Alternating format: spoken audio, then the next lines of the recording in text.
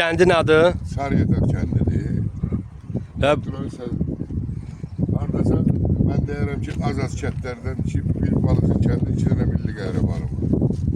Bu rəhmətli mənim. doğrudan. Kərimov, Kazımov.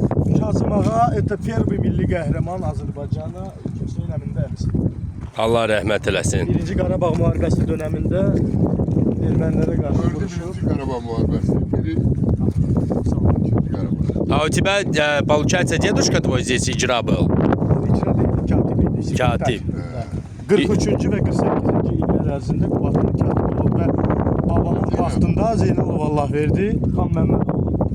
Onun vaxtında bütün bu kəndlər çay qırağına köçürüldü. Yəni, близ реки, после того, как он стал, он перенес все эти села к реке. Evet.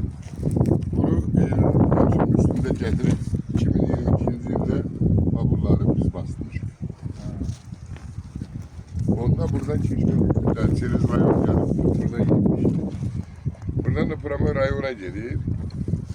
Vardığını gördüm.